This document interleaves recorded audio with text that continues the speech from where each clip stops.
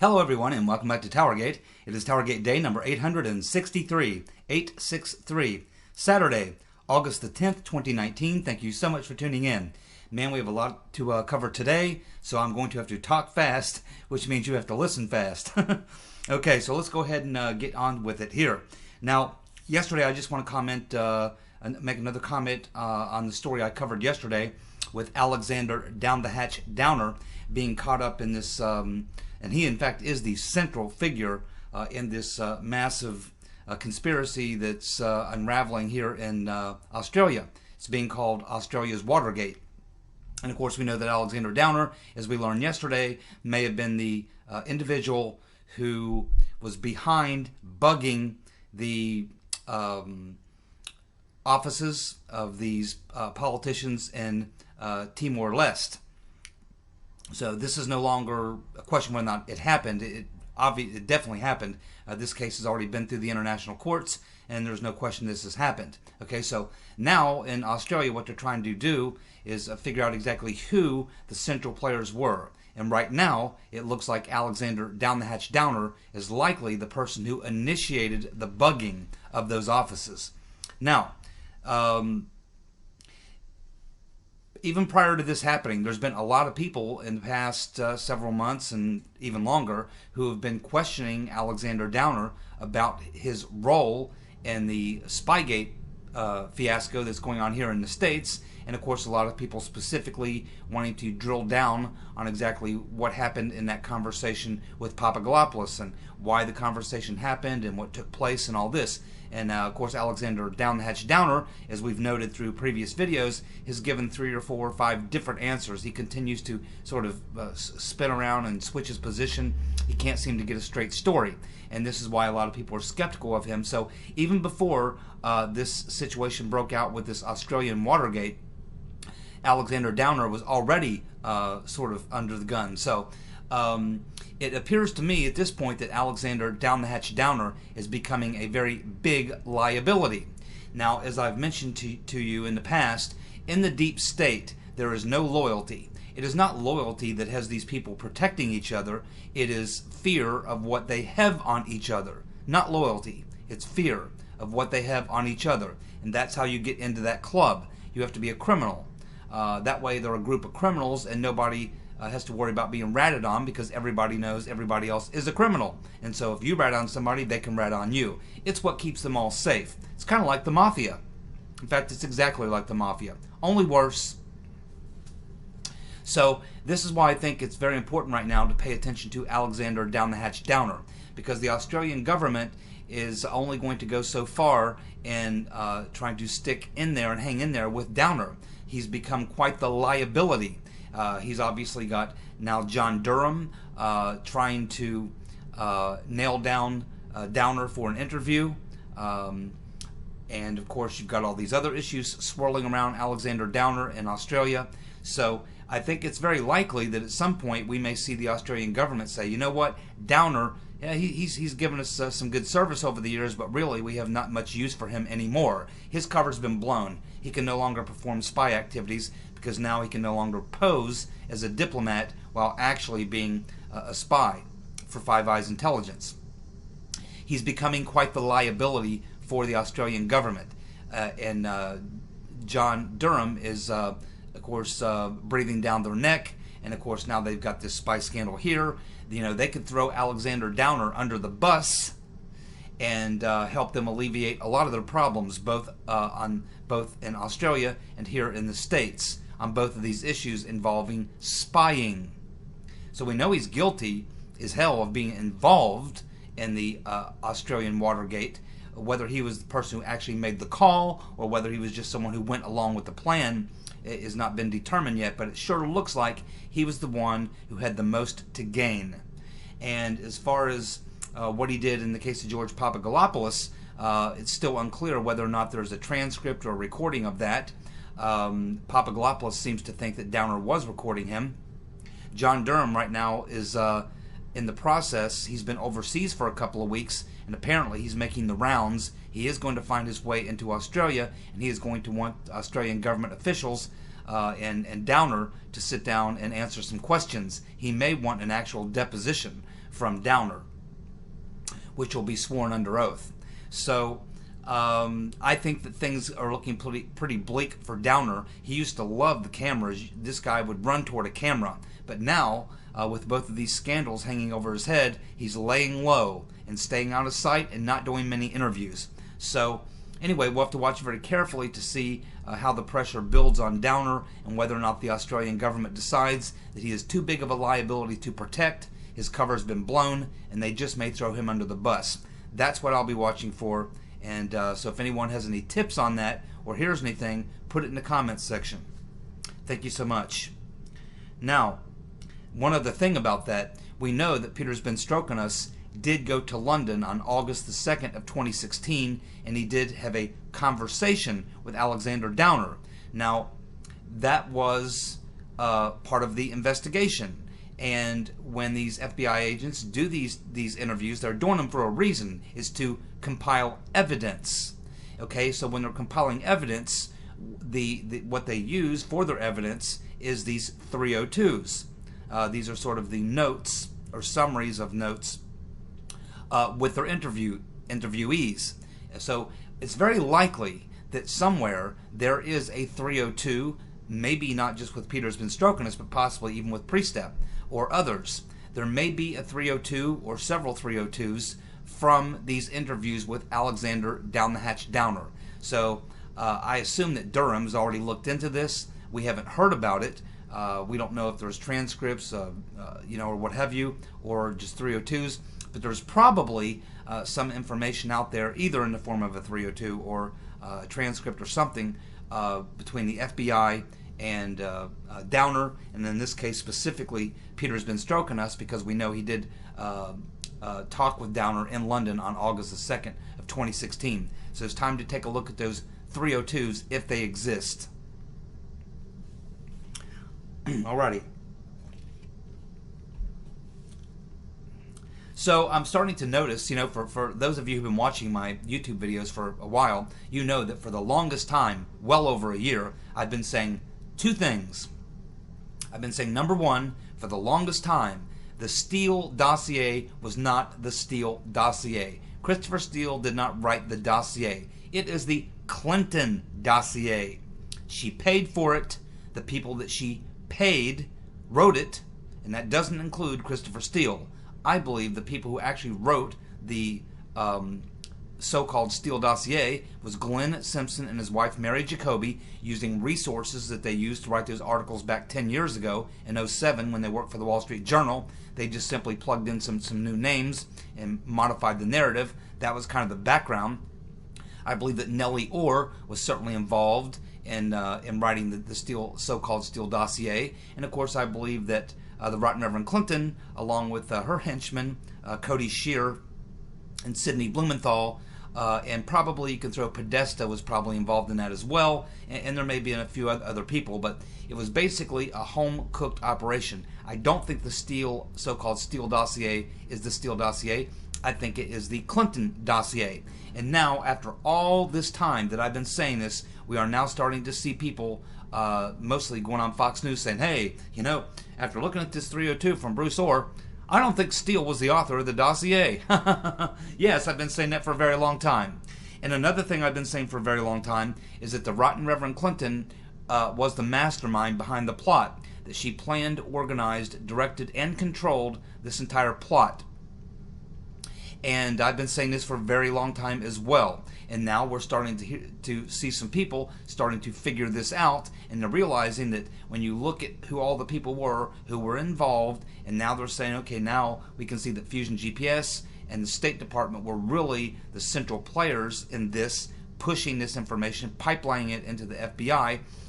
You have to ask yourself, well, who was Fusion GPS working for? The Right Reverend Clinton.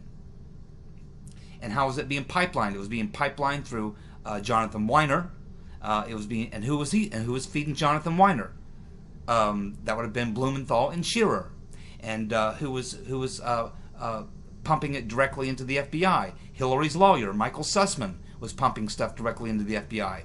As you can see, almost all of the pipelining of information, the source of that information was coming from the Right Reverend Clinton and her little cabal. That's why I say that as we continue to get more and more information, and as we continue to get to the bottom of this, at some point, you're going to start seeing people realize that this was a Hillary Clinton operation and that this was not the Steele dossier. It was a Clinton Fusion GPS dossier.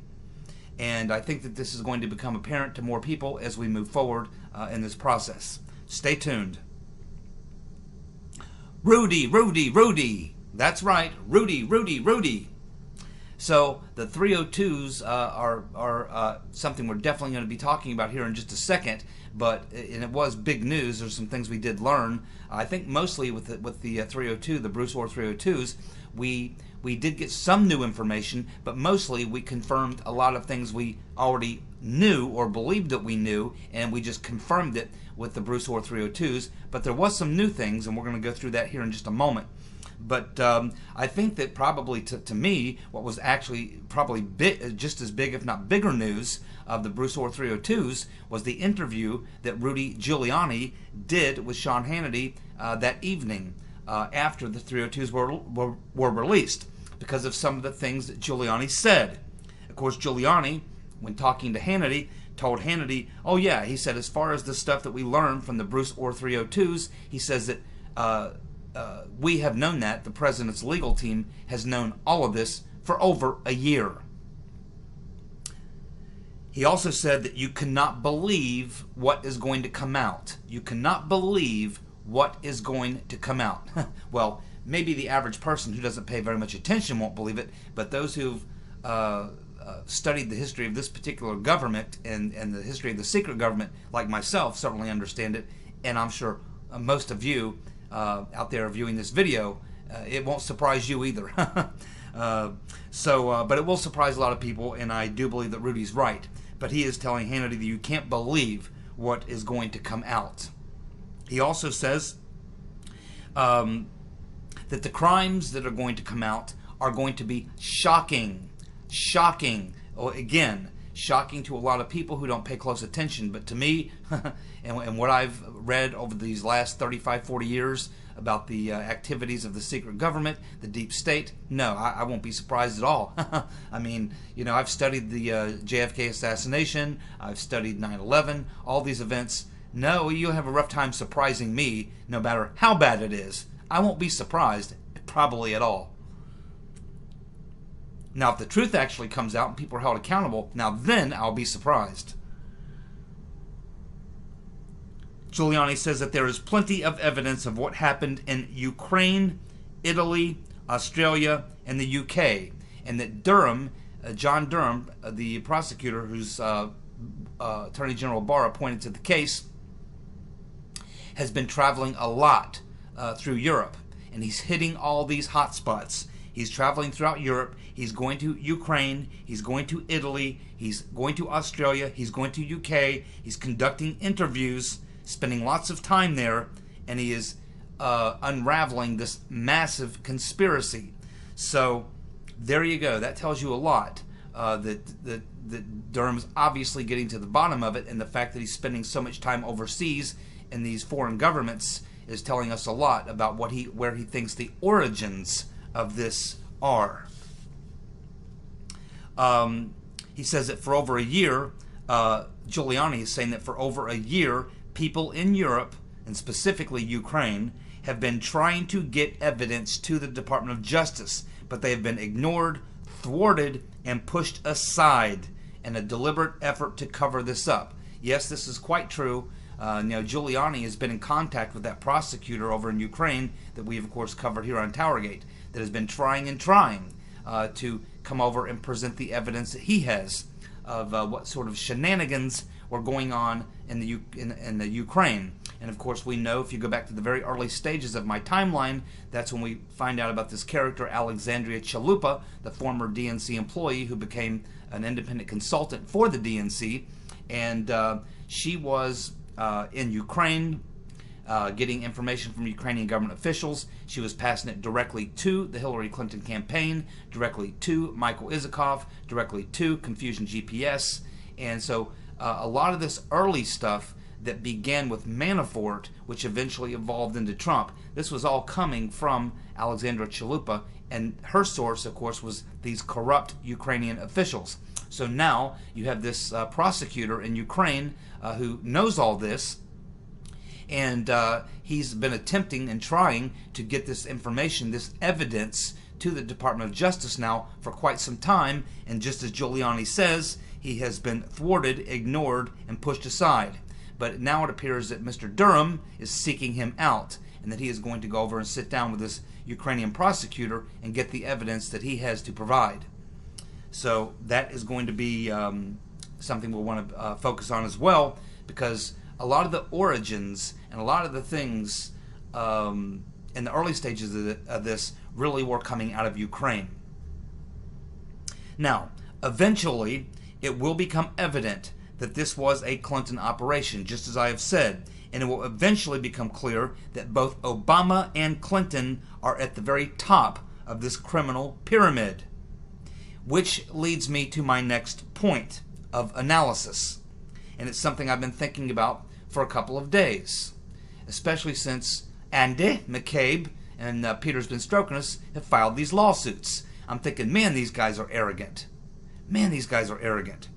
And I'm thinking now that there's got to be some explanation for why they feel so confident. You have Comey out there writing a book, McCabe writing a book. You got these guys filing these lawsuits. It's almost like they're spitting in the eye of Attorney General Barr. It's almost like they're spitting in the eye of President Trump. It's almost like they're spitting in all of our faces and saying, hey, hey, hey, look at me. I committed these crimes. You know I committed these crimes. We all know we committed these crimes. But you know what? I ain't worried about it. In fact, I'm going to file a lawsuit.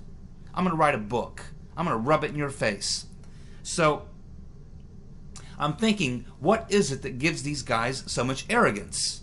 And then after a couple of days now, since we've seen these lawsuits filed, it kind of dawned on me yesterday. I was just kind of thinking about this, and I thought, you know what? There's something here. There's something that's giving these guys the confidence to do and behave the way they're behaving, like very arrogant pricks, like almost like they're untouchable.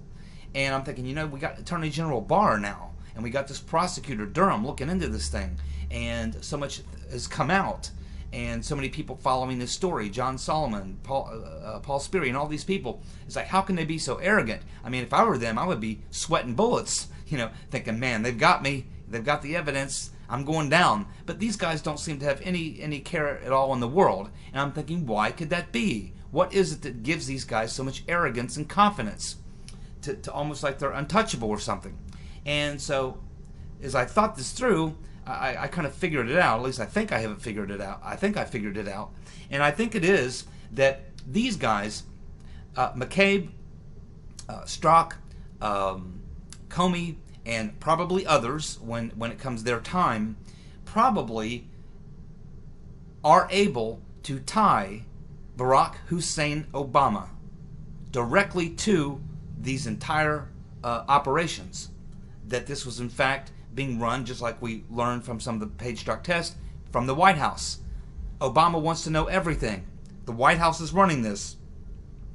And so I'm thinking this is why these guys are so arrogant.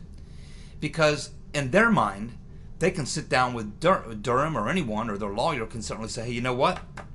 My client can give you the big fish. My client can give you Obama. Do you want to take down Obama? Now, most of us would say, yeah, we want the big fish. That's exactly what you do. You use fish like Comey and Strzok and McCabe to get to the biggest fish, which would be Obama and Hillary.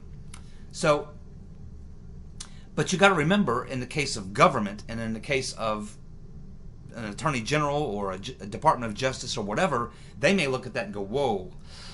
Now we're talking about, imagine, we're talking about exposing the previous president, the former president, as having run a massive criminal conspiracy against the opponent of the person running for his party for president. Think about what an enormously gigantic scandal this would be, and how it would turn the government upside down, turn the country upside down and inside out. I mean, this would be a major deal. And it's not like people who like Obama or Democrats would just sit back and let this just go run over them, and that they would have no no response to it, they certainly would.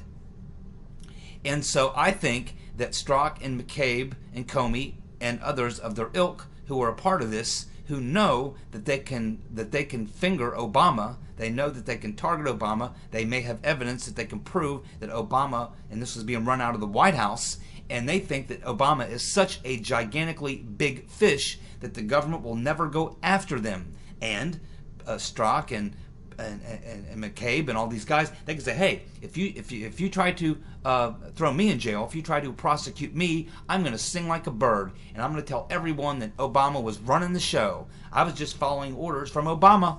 They were running the show, believing that if you threatened to give up Obama, it would be such a colossally huge sort of epic takedown that it would be such a huge takedown that would turn the country inside out and upside down, and they may think that the government or Barr, Attorney General Barr or Mr. Durham, will not go there. That what they really want to get is some of the mid-level players, take them down, maybe give them a little jail time, some big fines, and have their way with them, but leave the big fish untouched, because they really don't want to upset the apple cart that much, and they really don't want to indict a former president. They don't want to have to slap the cuffs on Obama and experience how that the response to that or the blowback to that, and whether or not that would turn the country inside out, upside down, whether it will cause civil unrest, riots, who knows? But I think that this is why that McCabe and Strzok and Comey and these guys are so arrogant. I think that they believe the fact that they can take down the former president and give him up. They think that's their get out of jail card. They think that is something that the Department of Justice would not contemplate doing, because it's too much. It's way too much. They don't want to go that far. They want to stop with like the mid-level players, and because they don't want to have this situation where we have an American president literally being charged with a massive criminal conspiracy, that maybe they want to limit it somewhat. And so I think that this may be the card that these guys are playing, is that they believe they have evidence that can take down the previous former president, and that's what they're going to use as their leverage. Hey, if you come after me, I'm going to give up Obama. Do you want to deal with the fallout from that? Do you want to deal with the blowback of that? Because that's exactly what I'll do. So these guys are using the leverage, I think, that they have, that they can incriminate Obama, and believe that that's what's going to protect them, because they don't think that the Department of Justice or the Attorney General will go that far or want to go that far. And I think this is just a thought in my mind. It could be completely wrong, but it's what I think may be the reason why these guys are so arrogant. They think that they've got protection because they don't believe that the government really wants to take down a previous president, a former president. But we'll find out, won't we?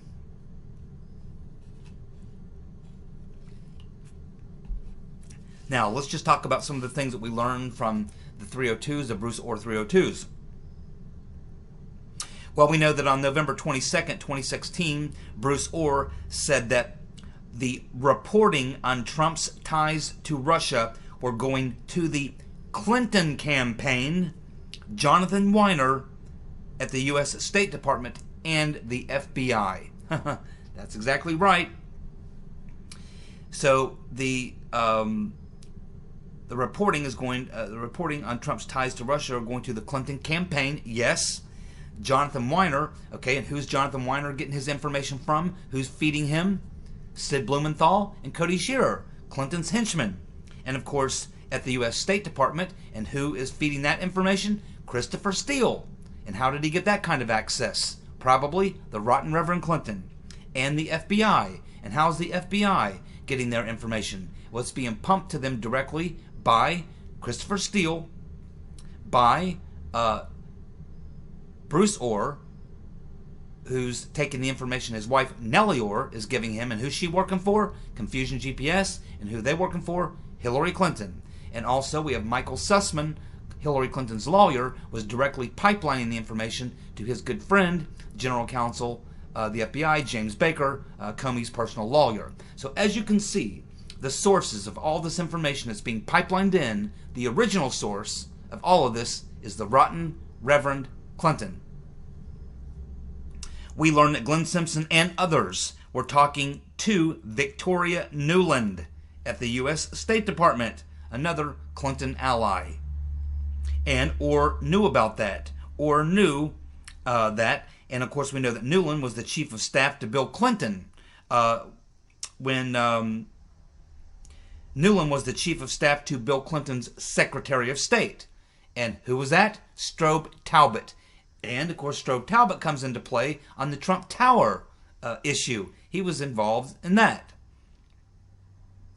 And of course, Newland was, of course, the State Department spokesman under the rotten Reverend Clinton. She was also the Associate Secretary of State for European Affairs in 2013, and that's where her focus was on, and her main focus was on Russia and Ukraine. Bruce Orr gave his wife's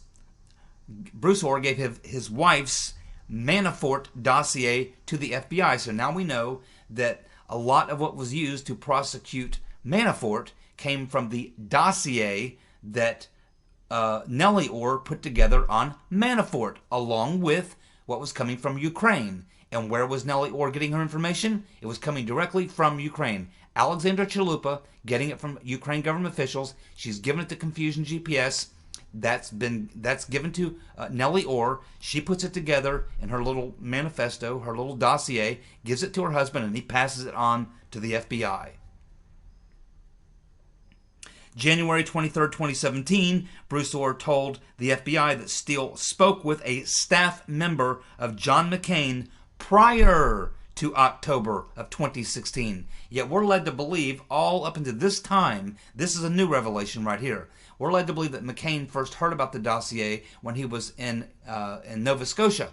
That was in January, or after the election. I think it was in December, actually. Yes.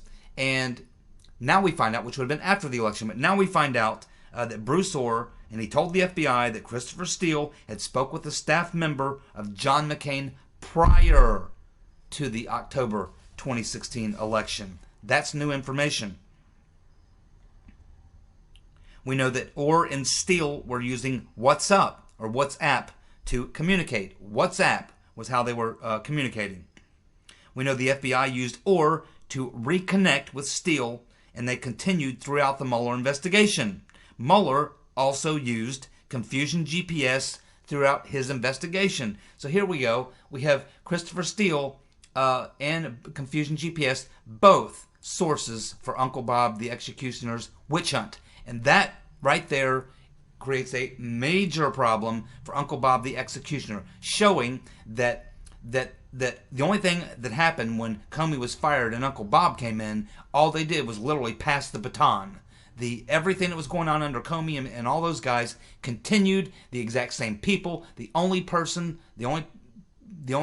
change in this situation was Mueller for Comey. Everyone else who was involved in it before continued all the way up through, and including up until the end of the Mueller investigation. And now some of those people have gone back to Lawfare and are working over at Lawfare blog, and they're now continuing in the coup. And that means that Uncle Bob is now going to fall under serious scrutiny, because as Durham and Barr are digging into this, they're finding out that this just didn't stop when Comey was fired. And in fact, Uncle Bob the Executioner was not brought in to really do an investigation of how Russia interfered in the elections. No. Just as I said for a very long time, Uncle Bob the Executioner was brought in to cover up the previous crimes while continuing the coup. And that means that Uncle Bob and his Hillary donor posse could also be facing criminal indictments. They were part of the plot.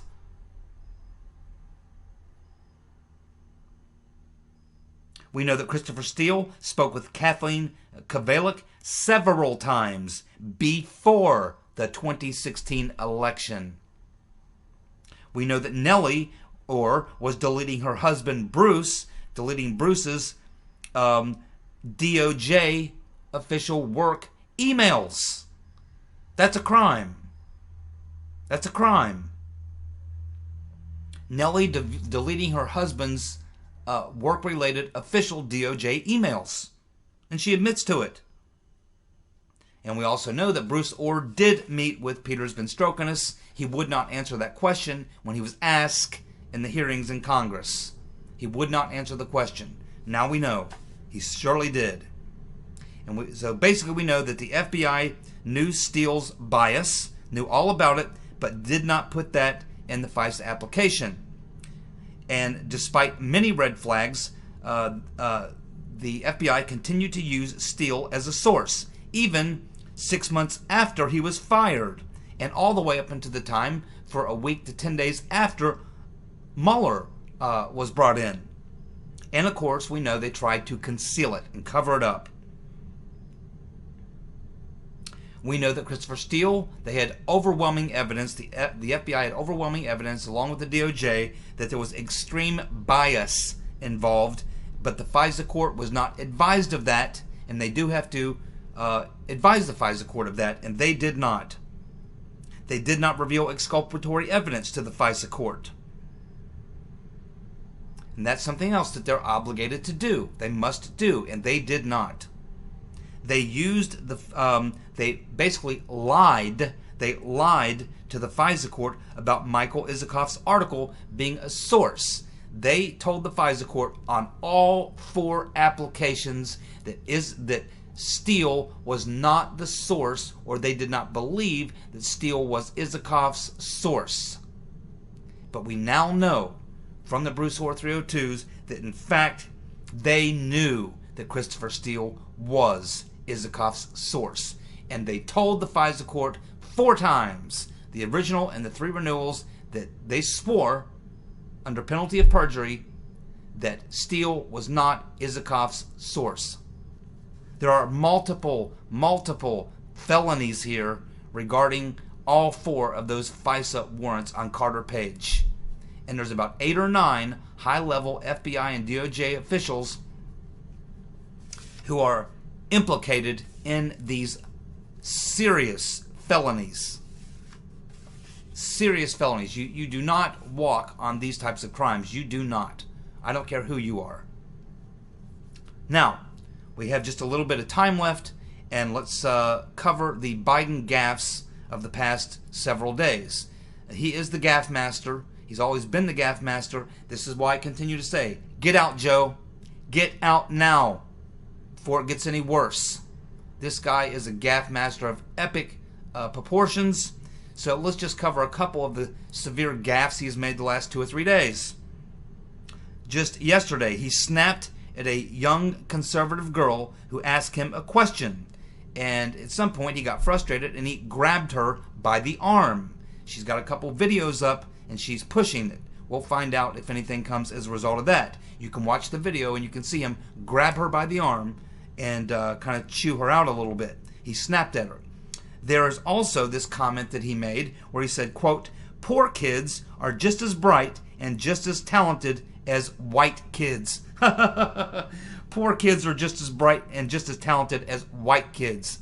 He tried to save himself on that one, but it's not going to work. Another major gaffe for crazy Uncle Joe Biden.